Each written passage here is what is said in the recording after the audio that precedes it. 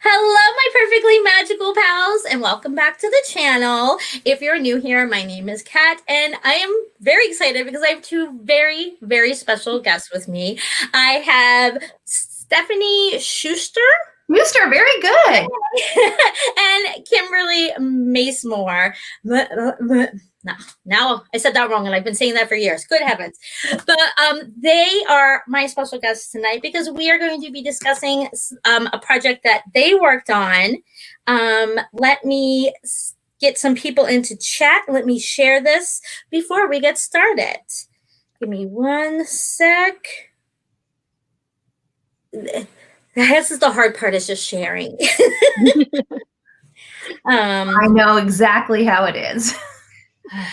If you guys are not a part of my Facebook group, it is Perfectly Cat on Facebook. And also, hey Jazz, hey Danina, hi Josh. It is a fun little group where I just put what we're doing and what I have upcoming. And on Instagram, it is Perfectly Cat. And please go check out these wonderful ladies. They have a blog, and it is amazing. We're going to talk about that. Josh is going to put the link in the description for us, so you guys can check that out. Let me see, where else do I need to put it? These YouTubers. Hi, Danielle. Okay, let me make Josh a moderator. So many things to do. Live now. Well, we want to make sure that everybody comes and sees this because this is very important. All right, so and please make sure you click that like button. That gets us out there so more people can see it. And here we go. Oh, somehow I made Josh Josh, did I already make you? Welcome, Josh. And if you guys have any questions, please put it down below and I will make sure that I get to it. So, like I said, I have two very special guests today who are probably almost as big or bigger Disney fans as I am. Just like off the top of your head, how many times do you think individually you've gone to Disney or a Disney park? I know the answer to this. I don't know. I think around 2.5 dozen trips, but I've done the math and I have been in a Disney park 1 in every 51 days I've been alive. That's amazing. Yeah. Okay. That is like life goals right there. Yeah. Every 50 days I want to be in the park. Yeah. How about you, Kim? Okay, I have not done the math, but now that kind of makes me want to do the math. I don't know the answer to that. I have been there at least once a year, every year since my kids were born, and my daughter's 14. So I know that I've been there that much, usually between 5 and 10 days at a time per trip. But I was also on the Disney College program, so like I was there a lot, and so I definitely lost track. I don't know. I have no idea. You've been to like every other day of your life. Yeah, somewhere around there. I don't know. Well, I have not been as much. I've gone 10 times, like over the span of a week or so each, but I love it. It is dear to my heart. And hi, Mike. Hi, Taylor. Hello, everybody in chat. So these lovely ladies love the parks so much that they decided to write a little guide just for all of the Disney fans out there. And it is called the Disney Pocket Guide to Magic Kingdom. Do you guys want to tell us a little bit about how you came up with this idea and why you decided to write a book? Do you want to start, Kim? I can start and then you can fill in wherever I messed up. We both met writing for WDW Magazine. Sorry. We both met writing for WDW Magazine. So we've been writing about Disney for ever. 7 years or more. I don't remember. And we along the way, there are things that don't fit into what we were writing for the magazine. So we came up with our own idea, and we wanted to make it something portable. Mhm. A lot of the guidebooks out there are so thick and really don't lend themselves to taking with you. Planning is one thing. And we just wanted to make it that bite-sized piece of information, like, here's what you need kind of thing. But we wanted to add a little fun to it. So it's not just a guidebook, but there's more inside. Oh, it's definitely fun. We've been talking about doing a book for like 2 years, and I think we actually drafted out a totally different book about a year ago, maybe a little bit more. Yeah. And we've had a whole bunch of different concepts we've gone back and forth on, and then we got to talking one day, and I travel a lot around the world, not just lots to Disney, but also around the world. And I was telling Kim about an upcoming trip I had to Asia, and how I was reading all these really big, chunky books, which were great for researching, but I really wanted something small in my bag so I could quickly reference something. And I had found some of those for my trip. And that, I think, is what started us down the path of having the pocket guide, is as opposed to a bigger guidebook, because there's so many great bigger guidebooks out there, like Unofficial Guide and Burn Bombs and all of those that everybody knows and loves. I know them and love them. And so what could we do that would be really different and also true to our brand, which at that time was It's a Fangirl World, which we've now rebranded into Disney Pocket Guide. But how do we marry those two things together? And like Kim said, you can throw it in your bag. It can be a quick reference. I have so many friends that are not like Disney people, but they want to take their kids for the first time, but they're busy working parents and they don't have the time necessarily. Like, they ask me to make their fast pass reservations and stuff for them. They know the basics, but they're like, I need something I can read on the plane to freshen up before I get there, but I don't have any more time than that. So that kind of played into what we wanted to do here.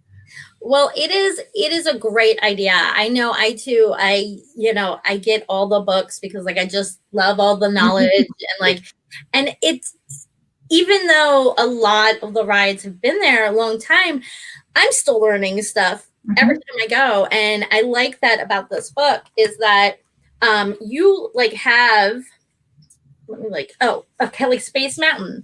It says, hold on tight as you board a rocket to blast off into outer space. And like, it tells a little bit about the rides. It tells you like if it's fast pass, any restrictions. That is really helpful. Instead of having a giant book to lug around, you can just like slip this in your like Loungefly bag, which is what I use. It's perfect, and you can just grab it and but like especially if you have smaller kids. And you're approaching a ride and you're like, I don't know if they can ride that. I don't know if I should like move them away from the ride. Just go to this and be like, oh yeah, you're not tall enough. We're going to go right here. I mean, it's really great. So you both said that you worked for the WDW magazine. Can you tell me a little bit about that experience? Yeah, so we still both work for WDW Magazine. It's been around since 2013. We started it as a digital publication, and then in 2019, we actually switched to be both digital and print, so it's a monthly magazine. Kim is one of our lead writers. She's written 1, 2, 3 articles for, I think you came on in issue 2, Kim? Second issue, yes. Yeah, yep, second issue. So since November 2013, but before then, because we work on a schedule of several months before. And so you've written hundreds of articles for us, plus blog posts and our newsletter and everything. I started out writing for the magazine, and then by issue 4, I was designing the magazine. And then by about a year in, I was the editor for the blog. And then by 2015, summer 2015, I actually came onto the magazine full time. I was the first full-time hire other than the owner, Carl, and as director of operations, and I've been in that role since. And we've done a ton of stuff. It's super exciting. Well, I mean, I can tell in how everything is like all laid out, and like it's just it reads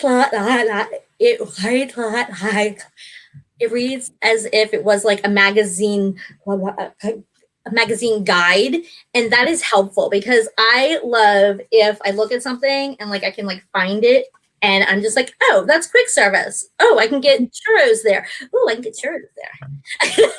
Ah, See, it's nice. more churros. And the pictures are great. I love how each land has those beautiful pictures. Thank you. And where can we get this? It's on Amazon, so it's on all of the Amazons.com, .ca, .uk, all of them. So if you just search Disney Pocket Guide to Magic Kingdom, it will pop up. Yeah, and it's and when you get it, make sure that you review it because that will help these ladies out. And it really is fun. Now, since we do have the Magic Kingdom, what's going to happen to the rest of the parks? Very good question. We're hoping if people like this, if it's popular and it seems like something people want more of, we would really love to do it on all of the parks for Disney World. Who knows, one day, maybe even parks around the world. I've been to every Disney park except for Hong Kong, and Hong Kong is on my list as soon as traveling is a thing that we can all do again. And maybe some special editions. Some people have been asking us about holiday editions or food editions. Yes. So we have a bunch of ideas for special, like, things that we could do for Disney World even after we've done the 4 parks. But yeah, it is a great concept, and it's really it can be used in all the parks. So you need to do all of them. And you went to Japan, was it this past fall? It was 2 fall. So it was, I was in Japan December 2018. I feel like all the years have been moved together.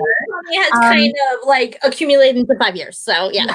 So I was there at Tokyo Disneyland and Tokyo Disney Sea, and actually on my way home from that trip, I did one day at Shanghai Disneyland. And then this past December 2019, I also was able to do one day at Shanghai Disneyland on the way home from a different trip. So that was pretty awesome. That, oh my gosh, that is so amazing. That is definitely on my Disney bucket list, is to go to Japan and go to Tokyo. That's The Japanese part, I love Disney World, and I'm from the West Coast, so I grew up going to Disneyland, so that has such a special place in my heart. But I have to say, the parks in Japan are second to none. They are just amazing, and Tokyo Disney Sea is mind-blowing. Oh my gosh, it's just so beautiful. So Kim, you just came back from a trip. Yes. What was your experience like compared to previous trips where it wasn't so weird? I don't know if that's a good word. Like, it's so weird. It is a little different. And I usually go during the summer, so kind of like a direct comparison. And in terms of like the heat and the masks, to me, I mean, the masks are just uncomfortable no matter what, but it didn't feel any hotter to me. Like, you know what I mean? It's just already hot during the summer. I think the weirdest part was just the not having fireworks, because like, to me, like, hearing that, especially Happily Ever After, so hearing that at the end of the day kind of it kind of puts closure on your day at the Magic Kingdom to me. And so not hearing that, I just wish they even just played the music. Like, if they had just played the music without the fireworks, I think it would have been okay. Like, it would have felt like a closure. And so not having that there, or at Epcot having their nighttime shows, we don't usually watch the one at Hollywood Studios anyway, so not having it didn't feel different to me, but it did feel different at the other 2 parks. The crowds were great. They were great. And I actually really enjoy the social distancing in line, because, you know, you're always usually crammed together. Oh, yeah. So to me, that added magic, because I just liked having my own space in line. I really enjoyed the cavalcades that they have where the characters come out. I like these pop-up cavalcades much better than scheduled parades, because it's like, oh, I hear music, so something's coming. What's coming? I don't know which one it is. I thought that was really neat. And then also like the pop-up characters that you didn't even know where, you know, we were walking by, you would love this, Kat. We were walking by the UK pavilion and Mary Poppins, I spotted her out of the corner of my eye. I was like, Mary Poppins, let's go, guys. I see Mary Poppins. So I thought that was really neat because like it's no schedule. You're not planned. I liked that aspect of it, and it felt very safe. Well, that is so awesome. Yeah. Was there anything unexpected that you were like hadn't thought of? I know that I had a friend who said like all the announcements were kind of jarring. Yes. They you got used to them, but every time it came on, it reminded you like, oh, you know, because like, when you walk into Magic Kingdom, like how it's built or how the parks are built, they're built so you're walking into a different place and out of the real world. Mhm. And that brought you back to the real world, even though it was that Disney magical voice. He does have this magical voice. I don't know who that is, but it's the Disney magical voice. It's the Disney magical voice. So it kind of, the first couple times hearing it was like, I don't know, it felt weird. But I mean, after a while, it kind of, you just got used to, oh, here it is again, you know, kind of thing. But it was a lot, and you're not used to hearing announcements like that.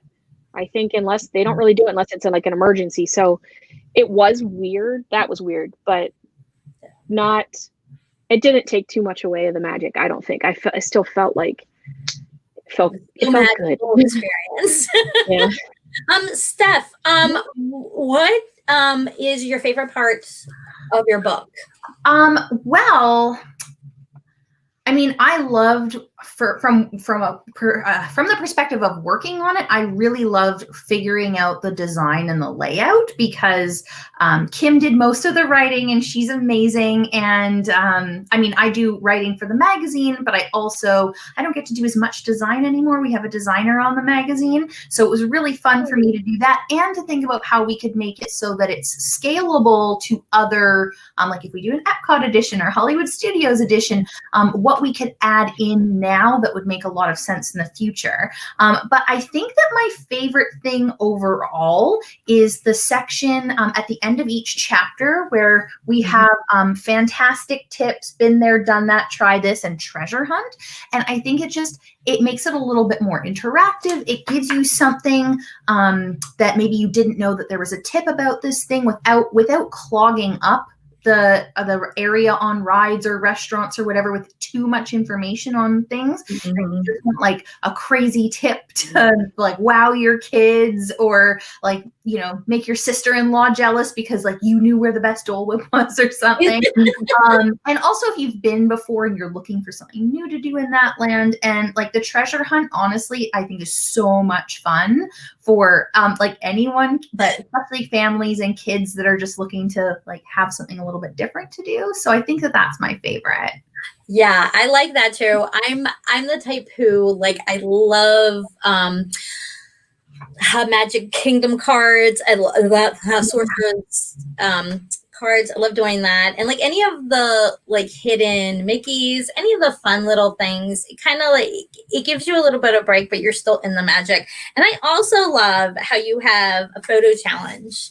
Because when I'm in the parks, sometimes I'm kind of in go mode and I forget pictures, especially really fun pictures. And I think by following this, I'll be able to like stop myself and like take some of those really great pictures. I love the statue of Cinderella. I always want a picture and I always forget.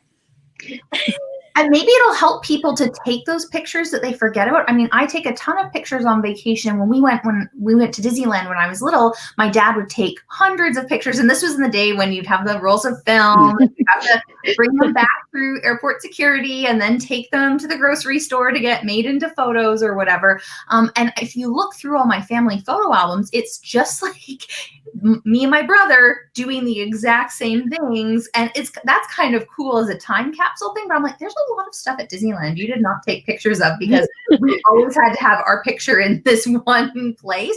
So maybe it'll shake things up on your Instagram. Oh, absolutely. And yes, and it's all about the gram. You've got to get those like pictures. Kim, what is your kind of a special part of the book that you would like us to know about?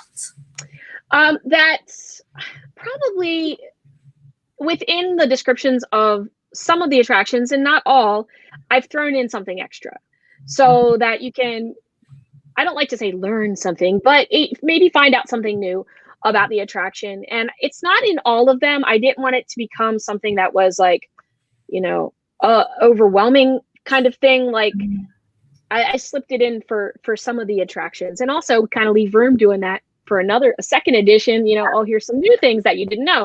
Exactly. But yeah, so I like that's kind of like was one of my favorite things, like, and mostly I picked the attractions that are some of my favorites to do that too. Yeah, probably that. Speaking of which, ladies, what is your favorite or favorites attractions in Magic Kingdom? Kim, you want to go first? That is the hardest question ever. So it's like picking children. I know. It is. Probably a toss-up between Haunted Mansion and Pirates for me. I like the old school kind of. I am not a huge roller coaster person. Like, I'll do them, but I'm more of a Haunted Mansion pirate speed kind of person. So I like the old animatronics. I like the special effects in Haunted Mansion. So if I had to only do 2 rides all day long, I could do those 2 and be okay. Yes. Nonstop. And Steph, what about you? I'm going to be a little bit more complicated than Kim. So my favorite coaster is Big Thunder Mountain. My favorite dark ride is actually Little Mermaid. I mean, I was a kid when Little Mermaid came out. Little Mermaid, Beauty and the Beast, Aladdin, all of those. I was in elementary school. So finally having a Little Mermaid attraction that I've been waiting for my whole life. It wasn't out till I was a grown-up, but that's really, really special to me. And it was also the first time I rode it, I was with my husband, and most of the times that I rode a Disney attraction for the first time, I was with my parents. So it was really nice that we had something new to do together that I hadn't done with a million times before. My favorite classic attraction is definitely Jungle Cruise. I think that it's just so funny. And if I had to pick one attraction to ride nonstop, it would be People Mover. I love People Mover. I do love People Mover. Much. Oh, yeah, I think for me, the Tiki Room, it never gets old, and I always smile because I love if I take a person who's never gone, and I'm like, you're gonna want to look over there. You're gonna want to look there, and I'm like, whoa! I love that. I love the music, and it's just, I don't know. To me, once I do that ride, I'm really in Disney. Like, that's my I'm home kind of feeling. Walk out, get a Dole Whip. Perfect. Yeah, exactly. I mean, right there, you got to get Dole Whip, get in it. So speaking of that, what is your favorite land? Mine is Adventureland because it does have the Tiki Room.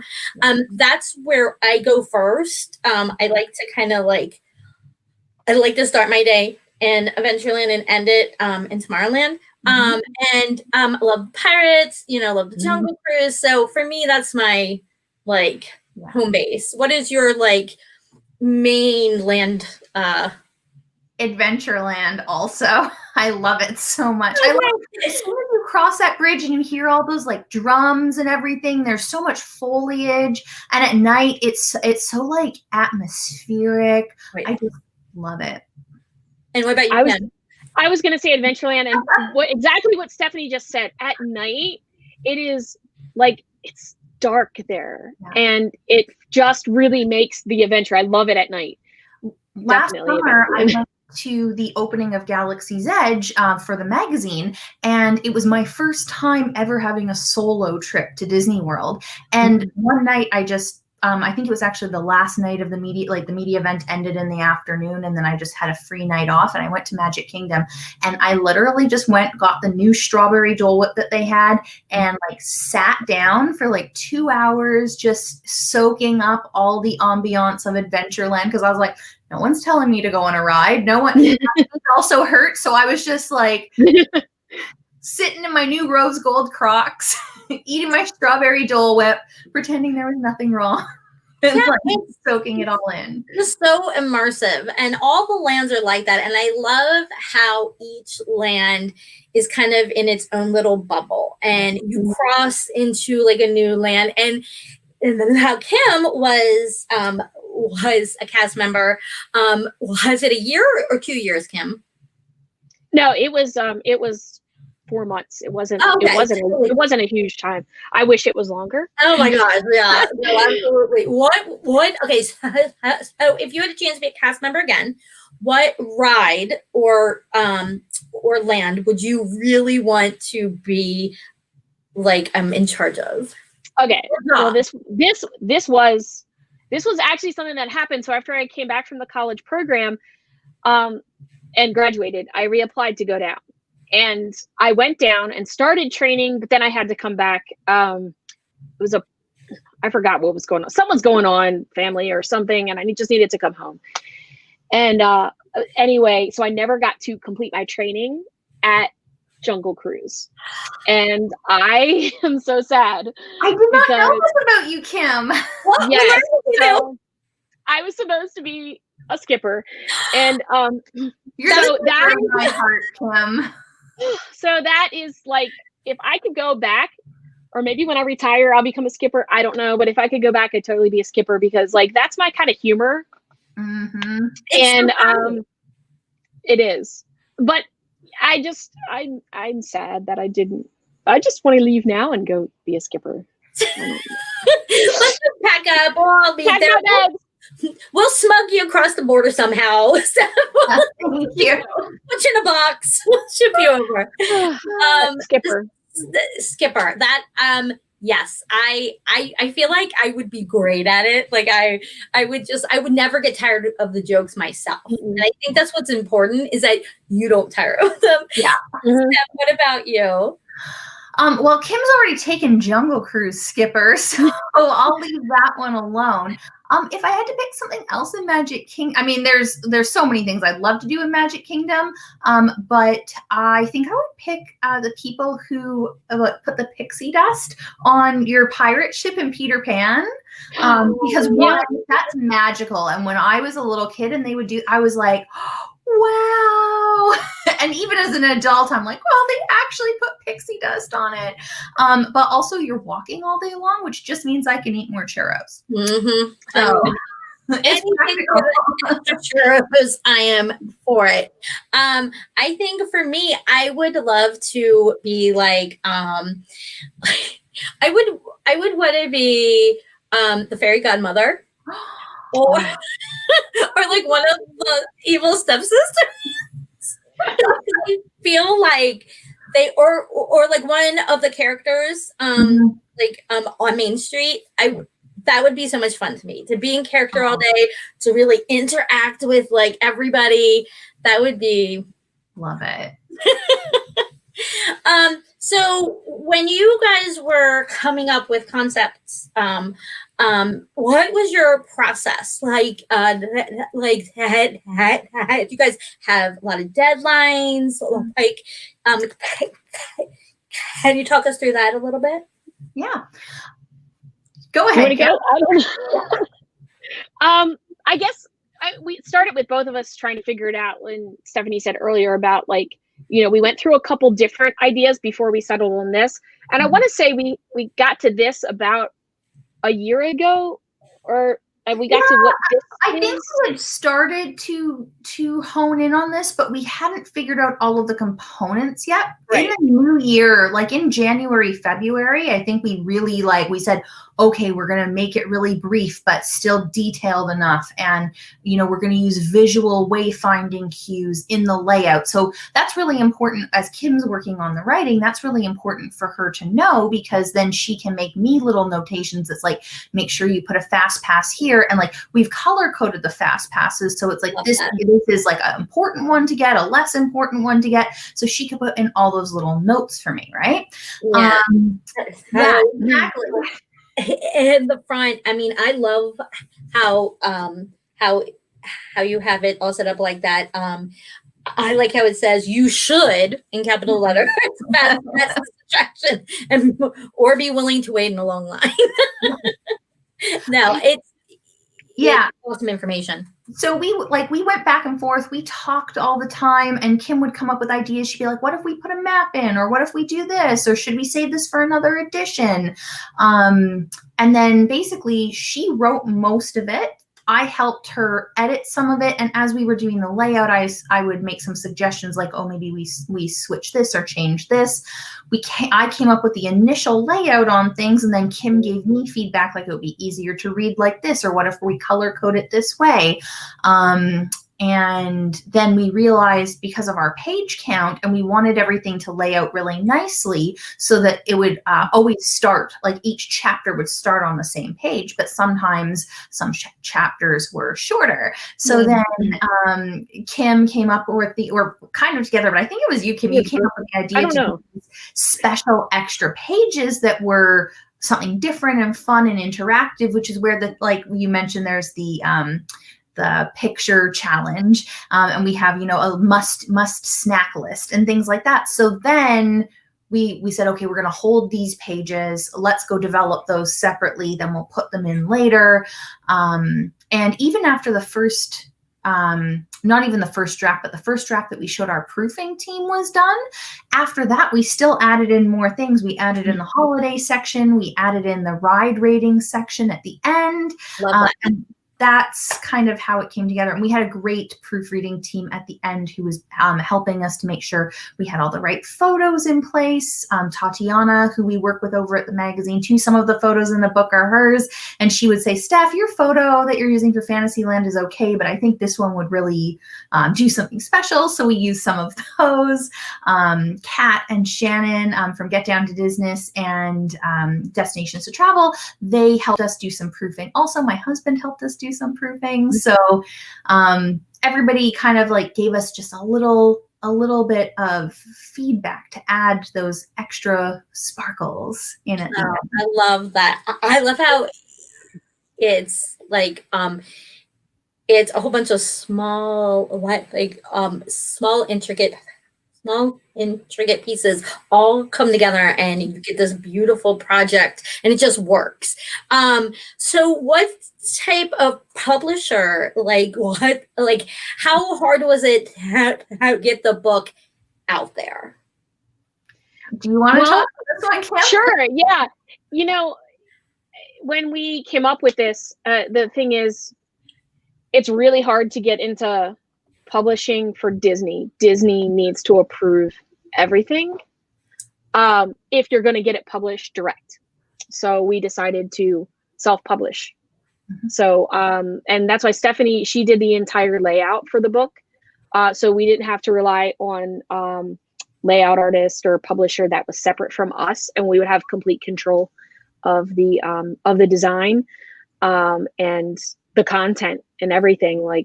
So we self-published. Yeah, that is awesome. And I love how I would mention at the end of the book, there is this really great little chart of rate your favorites. Mm-hmm. And I've always wanted to do that because I love lists. Lists are my jam. I'm like, oh, let's make a list. But that's just fun. I mean, even if you're a first-time person or you've gone many, many times. And I do also appreciate the fact that you did put some blank space in the back. You can your notes, and you have all your information. And it really is just a great book. It is perfect size, and I feel like if you have gone many, many times, you will still love this. If you were brand new, you need to get this. It's something every person who goes to Disney needs. So you guys make sure that you check them out on their blog and their Facebook group. Josh is going to put that in the comments, and make sure that you get this. It is an Amazon, and I have one to give away. I'm very excited. And I also have a pin that I'm going to put with it. So whoever is in the chat now, I'm going to be randomly drawing afterwards. afterwards, so I'll give it like a couple hours. So I'm excited to get that way. I also wanted to ask you guys, so which park would you want to come next if you guys are planning on releasing other parks? Well, we talked about it a little bit. And originally, I'm such a time-driven person, so I thought Epcot because it opened second. Yeah. But Epcot is in a little bit of a disarray right now. Yeah. Things aren't where they're going to end up being. Things are. It's the walls are crazy every day, and it's changing. So it probably. I'm thinking it's probably not going to be Epcot. So my next thought was the studios because they were next. So yeah. And they have done so many new things in there. Like, honestly, I think I went on 3 trips and didn't go into Hollywood Studios at all because of all the transformations. And I wanted to wait. But now that they have Galaxy's Edge and they have Toy Story Land, I feel like it is like a new park. And I'm really interested to see how Epcot is going to reimagine everything. It sounds really fun.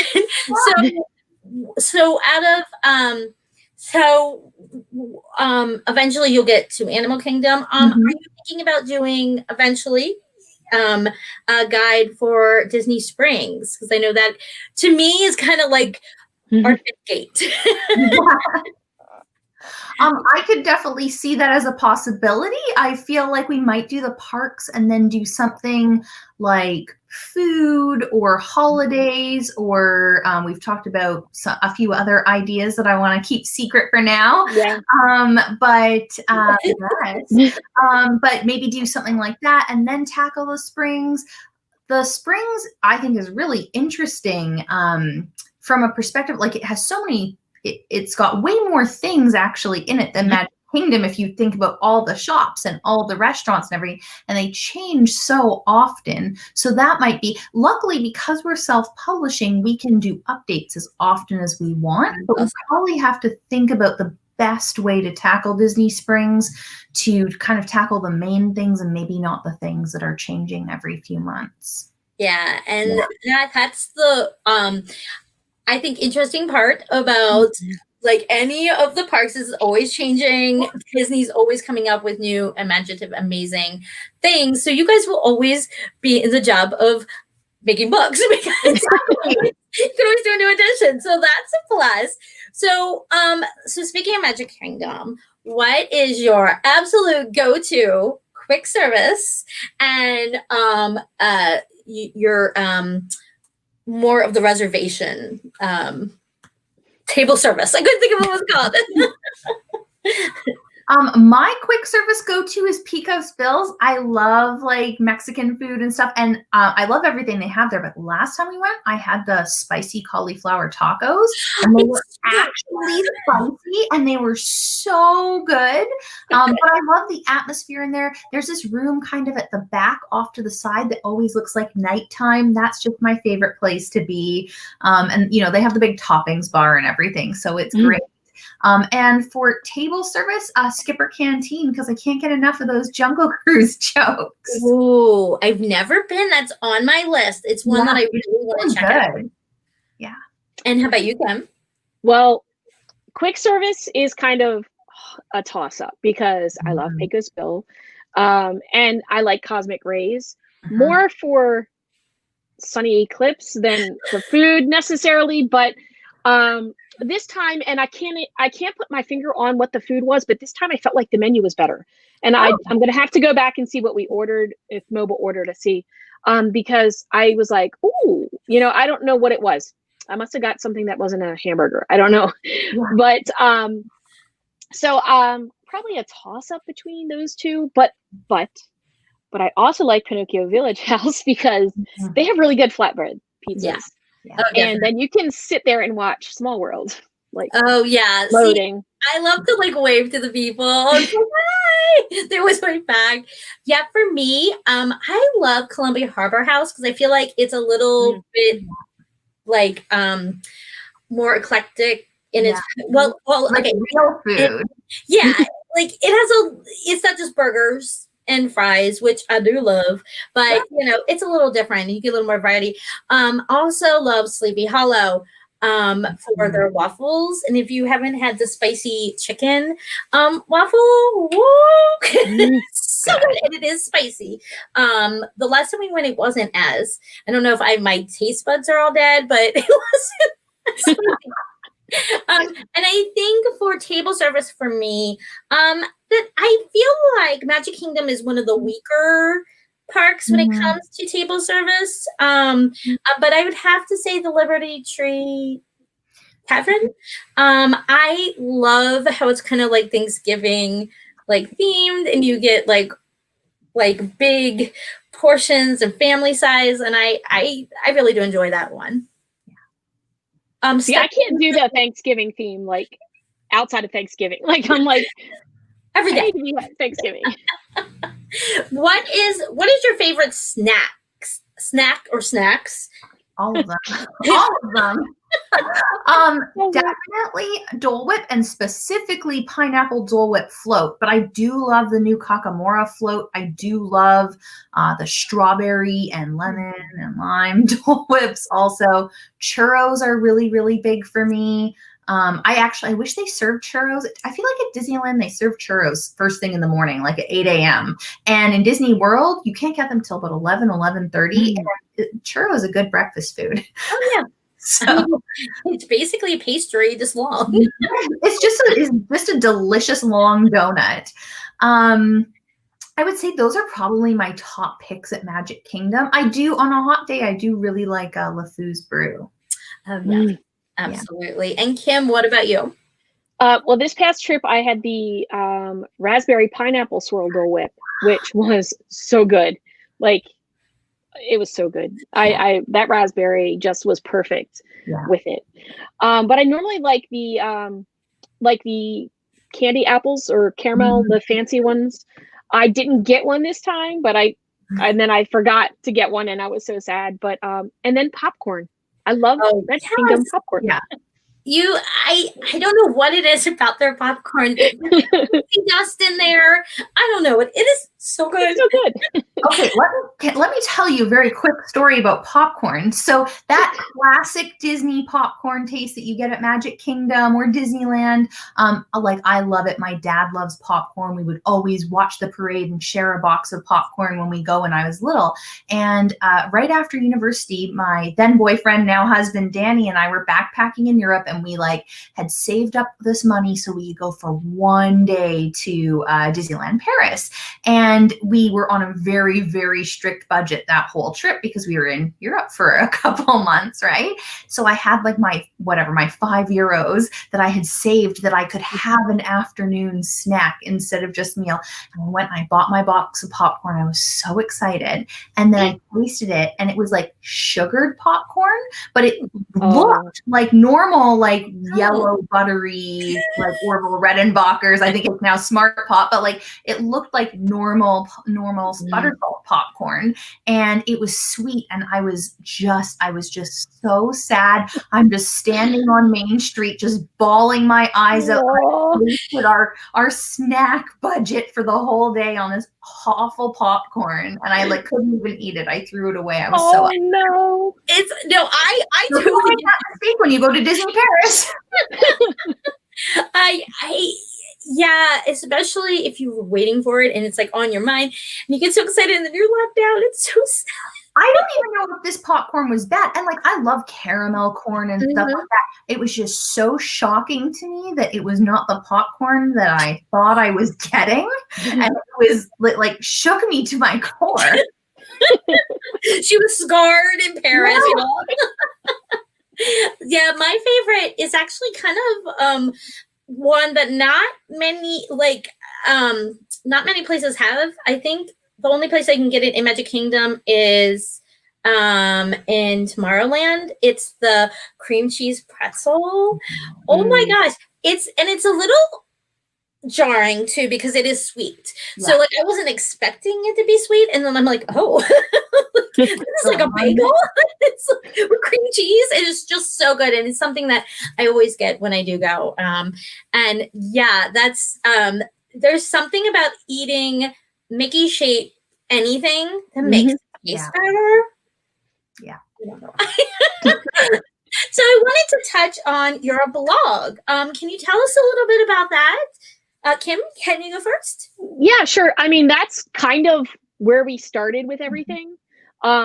When we started with It's a Fangirl World, our intention was to create content that really showcased women, Disney women, or women, people that women that were involved with Disney somehow. Could have been directly like Disney Imagineers or someone like you who's, has your own, site and everything. So that was our original intention, because there's not a lot of women being represented in the Disney community, and we really wanted to focus on that. And our inspiration was Mary Blair, which is, you might notice, like in our design, she still appears in our design, even though we've lost the It's a Fangirl World name. Yeah. I love it. So we still love our women of Disney. And so, I mean, that's how I don't remember when we started that, but we've, kind of started putting up. Years ago. It's been a while. And so we just started, writing that kind of content, and then just sprinkled other things in there. And you just reminded me I need to get another blog up soon, because I have not done that. I did that right before I left, but I haven't done it since I've come back. So Kim, I don't want to interrupt you, but we need to address Joe Rohde, because I'm No. I said, see what Katrina says, he's scary, and I said, should I remove scary Joe Rohde? So let me just bring him in. Okay, so 2 or 3 years ago, I don't remember, I love Joe Rohde, so I took him to Animal. I know, right? I took him to Animal Kingdom with me, Joe Rohde on a stick, and I actually created him off of the previous summer. They were giving out Olafs at Hollywood Studios, and you could like fan yourself with them. So I took one of my Olafs and took a picture of Joe Rohde, and I took pictures with him on like things in Animal Kingdom. Yeah. Yes, that's my Joe story. So anyway, I still have Joe. I'm sorry that he's scaring you. I love it so much. I went to Disney last week or so also. Now I was not there in person. It was Flat Cat. She went to Disney, and if you want to see what she did, you can go to Flat Cat Goes to Disney on Instagram, and she wore her mask. She was a good girl, and she got on all the rides. So it's so much fun that you did that. So Steph, can you tell us a little bit about the blog? So, like Kim said, we really started with the blog, but we very quickly after we got the blog going, we realized to tell people about it, we needed social media components also, which we knew from the other Disney projects we've been involved in.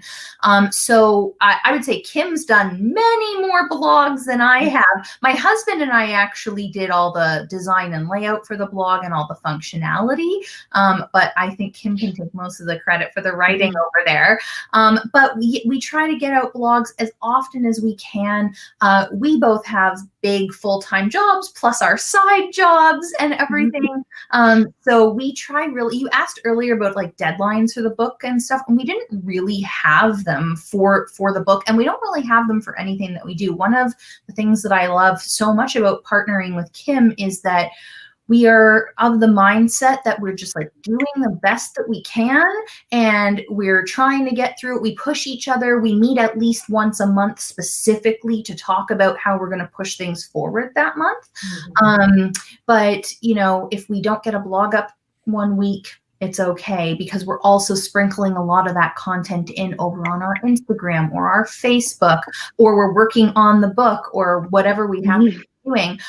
But like Kim said, we have our women of what are we calling it? I think we did Women of Star Wars mostly. We did Women of Star Wars, but it's a fangirl world, or it's like the fangirl section on our blog. Now we've revamped it a little since we went to Disney Pocket Guide. I have some like tips on there about some of my favorite snacks and Dole Whips and things. We also have a YouTube channel. So I feel like we're really splitting our content all around. Instead of just focusing on a blog and putting out a blog like once a week. It gels together. You guys work you work incredibly well together, and it shows in this book. I mean, like it's really flawless, honestly. Over on our YouTube channel, one of my favorite things that we've been doing and getting some good traction on are our merch hauls. And those are really fun to do because we both buy a lot of stuff when we go to the parks. And it's, really fun. As soon as I come back from a trip, I will film everything so then I can like use it and wear it and eat it. But I might not edit it for a few weeks or a few months. So like I had 3 haul blogs from my Asia trip in 2018. And then it was really great to get to go back and re-see those things like in January and February and March when we finally put them up. So I think that's some of the content that I've enjoyed creating the most. Yeah, no, and I mean, I know that you had said that like you're kind of all over, but it makes it fun. It makes it interesting. And you also have an Instagram page, which is Disney's Pocket Guide, right? Disney Pocket Guide. Yeah, so that's always fun because you're putting pictures up on there, and then you have a Facebook page, your blog, and your videos, and you two ladies are amazing, and you have done a lot in the Disney community as women who love Disney, and that makes me so happy. So before we wrap things up, I'm going to just ask the chat if they have any questions. And also if there's anything that you guys want to talk about that's coming up, trips or anything, I'll leave that open to you two. Well, we're supposed to be going on a trip together in November, but we'll see if like Canada opens its border or not. I know. I said I'm gonna go kidnap her and take over the border. Really big box, put some holes in there. Ship yourself. I was actually supposed to be at Aulani this week, but obviously I am not at Aulani. So that trip for me has got pushed to May. So I'm hoping that travel will be a thing I can do by then. I have another Disney trip also planned for April, and who knows what else. Kim, you're going for the 50th though, and I'm going for the 50th. I already have that booked. I am going for the 50th. I have been planning, and nobody, no pandemic, no one better shut this down because I've been planning for years for the 50th. So I'm going, I forgot the dates, but it falls on October 1st, 2021. And I am going to be staying at the Contemporary because I swore that when I go to the 50th, I'm staying at the Contemporary. And you have to go big. Dream. That's what I said. I've got to go big. I went to the 25th anniversary with the giant big pink castle. That's when I worked on the college program. That's when I saw you there. Yes. Yeah, that was such a fun trip, and Kim was working at the time, so I got to see her. So that was really fun. But Josh has a great question. He says, do you prefer talking about Disney through writing or video? That's a hard question. Because I'm a writer, that's like my first thing, but I feel like you can be more expressive on video sometimes, you know what I mean? You can kind of, I don't know, talk more. I like this kind of situation I love because I love talking to other people who enjoy Disney, and you can't really do that on a piece of paper, but I like both of them for different reasons, but yeah, My Sorry, that answer probably didn't answer it. to Kim's. I started out too as a writer, and I think that is how I would identify myself still as today. But I love doing like bigger, meatier, research-based pieces with writing, and just for like chatting about things or like telling people about my top picks for the Food and Wine Festival, or like quick, fun stuff like that. I much prefer video nowadays. Oh yeah. So kind of like our final question. If you could have dinner with any Disney person living past cartoon, who would be your 4 guests at your table? Okay. Do you want me to go first? Yeah, you go first. Like if we're talking about characters, does it also extend into like the Marvel, Star Wars? Oh, absolutely. Anything. Oh, now you made it harder. Okay. It's so much worse now. For me, I would have to go with Mary Blair. Mm-hmm. Walt Disney himself, I got to have him in there. Dick Van Dyke. Absolutely. Love the man, and I would love to dance with him. That would just be something really cool. And I know they're 2, but the Sherman Brothers. I would love, because they're one unit. Because technically they're one unit. Because I love musicals and I love singing, that would be like, oh, childhood wish, just to be like, can I sing with you guys? You play the piano for me. Who would like to go first? I'll go, I guess. Walt Disney is definitely given. Joe Rohde, and not Joe Rohde on a stick, but real Joe Rohde. Real life Joe Rohde. And just real quick, I technically was supposed to have lunch with him in April for Tiffin's Talks, and it got canceled because of the pandemic. So I'm still not completely over that. But so those 2. Mary Blair would have to definitely be in there because she's inspired us. So I would not want to exclude her from the dinner. And then probably, I don't know, this is hard, but I would say probably Marty Sklar, who is also an Imagineer. And I have his 2 books. I have 2 of his books because I think there's a 3rd one that his daughter wrote as well. Traveling with Figment, I think it's called. It was published after he died, so I'm sure he didn't write it unless it was already in the works. I'm not 100%. But so, yeah, but that's hard picking 4, and I'd probably change it if you asked me again in a week. Yeah, I'm the find somebody else that I would want to have dinner with. And Steph, how about you? Well, okay, you have to say Walt Disney, of course. He's the man. I would also, I have to meet Joe Rohde if I'm having dinner. But then to complement those 2, I think Han Solo would be amazing. Like, first of all, who's not having dinner with Han Solo? I do want to have adventurous spirit, and his stories about all the places he'd been would make for such good conversation. And then also Rapunzel, because she hasn't been a lot of places, and she's just so artistic and expressive and emotive. I think it'd be a real nice mix. Yes, definitely. I feel like if I was any character, I would be probably her or Anna. I feel like I kind of fit into this. Yeah. Sort of like bubbly, happy, optimistic characters. Yeah. So that's a good question. If you were any character, which one would be closest to your personality? Which one would be, or would I wish? Either or both. I would probably be a cross between Belle and Woody, I think, for sure. But like, I wish that I could just be the like free spirit of Rapunzel. Exactly. And Kim, how about you? I would say Rapunzel, because like I can totally relate to her when she's like, I want to do this, but I should really do this. Like I always have that conflicting, like 2 sides of me thinking, I want to do this, but this is what my brain is telling me to do. Do I do the right thing? So Rapunzel. And we have the same hair, so. Well, yeah, I mean, yeah, exactly. I mean, I mean, mine's not magical, okay? Mine's not magical, but still. Not with an attitude like that.